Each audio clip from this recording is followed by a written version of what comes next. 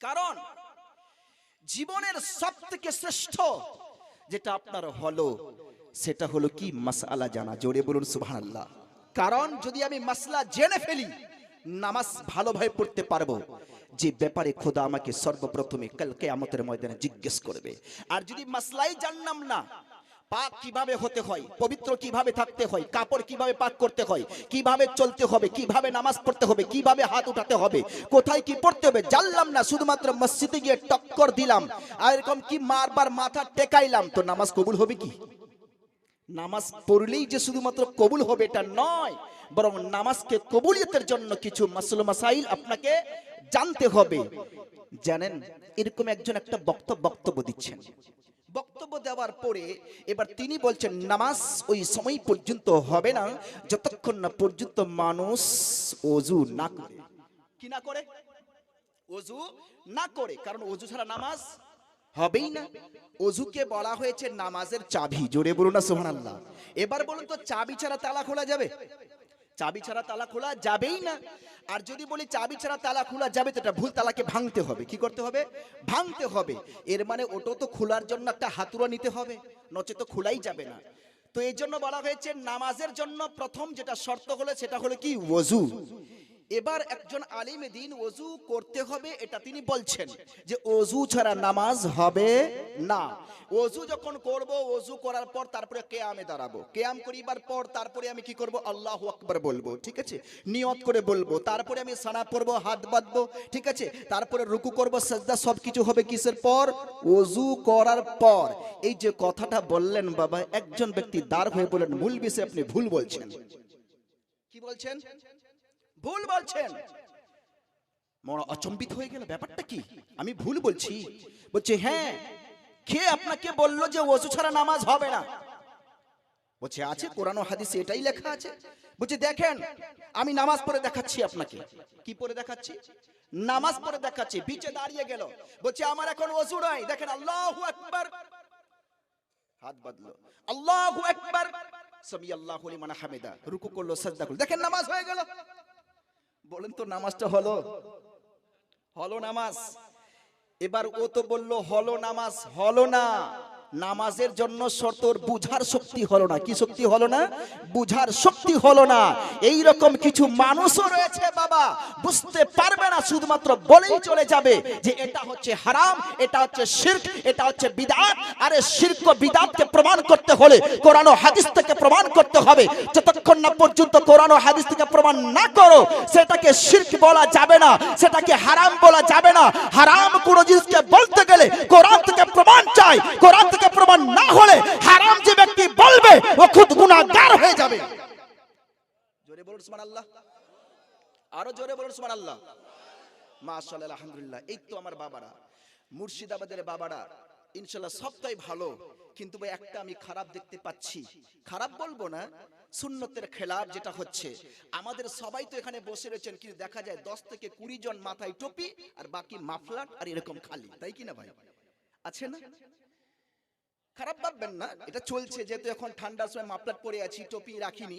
কিন্তু সবথেকে বেটার হলো বাবা, আপনি যেখানেই জালসা শুনতে যাবেন, কমসে কম জালসা তো শুনবেন, সওয়াব তো আছে, তার সাথে যদি আমি সুন্নতে রাসূল পড়ে থাকি তো ডবল সওয়াব হয়ে যাবে। জোরে বলুন কি হবে? ডবল সওয়াব। একটা সুন্নতে রাসূলের পরে আমল হবে, যে আমি টুপি পরলাম, টুপি পরা সুন্নতে রাসূল, সেই টুপি পরে বসলাম। সাহাবারা কখনো তো খালি মাথায় বসতেন না, সাহাবীরা সমস্ত মাথায় যা কিছু দিয়ে বসতেন, যেন মাথা খালি না থাকে। এটাই হলো আদবে রাসূল। জোরে বলুন সুবহানাল্লাহ।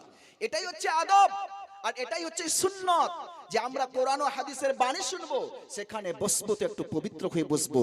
যে সকল মা বোনদের দেখতে পাই না, সেই সকল মা বোনদেরও বলবো, দেখতে পাবেন বিভিন্ন জায়গায় মা বোনরা যায়, ওরা মাথায় তো কাপড় দেয়, কিন্তু আধা দেয় আধা দেয় না। আগের চুলগুলো কিছু দেখা যায়, যারা শাড়ি পরে থাকে সেই শাড়ির মধ্যে কিছুটা অংশ মাথায় দিয়ে দেয়, আর কিছু অংশ কি আগে দিয়ে খালি থাকে।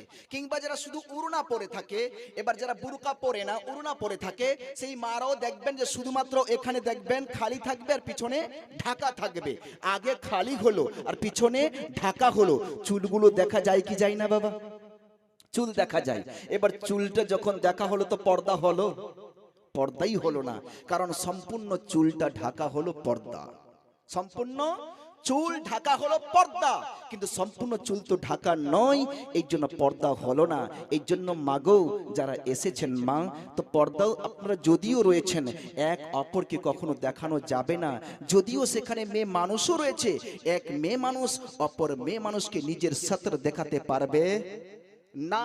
উদাহরণস্বরূপ বলছি বাবা, আপনাদের এখানে কি হয় জানি না, কিন্তু আমাদের এলাকাতে যখন কাজকর্মের সময় আসে, আমাদের দিকে পাঠ হয়, মুনিয়াসি যাকে বলা হয়। পাঠ জানেন আপনারা তো? পাঠ হয়, মুনিয়াসি হয়। সেই পাঠ যখন মানুষ কাটতে যায় কিংবা ধুতে যায়, মানে যেটাকে মানে পাঠ পানি পচানি দেওয়ার পর যখন ওকে নিয়ে আসে, বা যখন পিটাই করে ওকে যখন পাটটা বের করে দেয়, আমাদের পিটাই করে বের করে, ঠিক আছে, কোনো জায়গায় ছিলে ছিলে এরকম করে বের করে হাত দিয়ে, তো যাই হোক।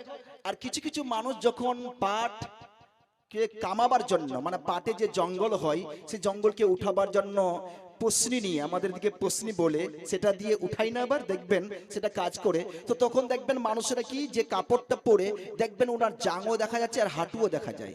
কি দেখা যায়? জাঙও দেখা যায় আর হাঁটুও দেখা যায়। আস্তাগফিরুল্লাহ, কত বড় গুনাহ! এতটাই গুনাহ, এতটাই গুনাহ, রাসূলে পাক বলেন তোমার সতরে আওরাত ছুপানো তোমার উপরে ফরজ রয়েছে। কি রয়েছে? ফরজ রয়েছে। তোমার হাঁটু যেন কেউ দেখতে না পায়, কারণ হাঁটু ছুপানো তোমার জন্য সতরে আওরাত, তোমার জন্য ফরজ রয়েছে। এই হাঁটু এক অপর পুরুষও দেখতে পাবে না, তোমার হাঁটু শুধুমাত্র তুমি দেখতে পাবা, আর তোমার স্ত্রীর জন্য হালাল আর বাকির জন্য হারাম। তোমার হাঁটু কেউ দেখতে যেন না পায়, কারণ হাঁটুকে ছুপানো তোমাকে ফরজ রয়েছে। হাঁটুটা হলো তোমার ফরজ সতরে আওরাত, এই সতরে আওরাত ছুপাতেই হবে। আর মাদের জন্য হলো মাথার চুল থেকে নিয়ে, উপরের মাথার চুল থেকে নিয়ে পায়ের গোড়ালি পর্যন্ত সমস্ত জায়গাটা ছুপানো হলো তার জন্য ফরজ। যদি তাদের পেট দেখা যায়, যদি তাদের গলা দেখা যায়, যদি তাদের আঁকের দিকে বুকানি দেখা যায়, বুক দেখা যায়, যদি তাদের পিছনে পিঠ দেখা যায়, সবকিছু হবে হারাম। ওই জায়গাটা কোনো পুরুষ তো দূরের কথা, কোনো স্ত্রীও অপর স্ত্রীও তাকে দেখতে পারবে না। জোরে বলুন সুবহানাল্লাহ। এটা আমাদের উপরে জানতে হবে, কারণ এনি টাইম আমাদের গুনাহ হতেই তো রয়েছে। এই গুনাহ থেকে বাঁচতে গেলে আমাদের এটা একান্ত প্রয়োজন রয়েছে বাবা। জোরে বলুন সুবহানাল্লাহ। আসি আবার আপনাদের একবার সালাম জানাই, সকলে উত্তর দিবেন। আসসালামু আলাইকুম ওয়া রাহমাতুল্লাহ। সাল্লাল্লাহু আলাইকা ইয়া রাসূলুল্লাহ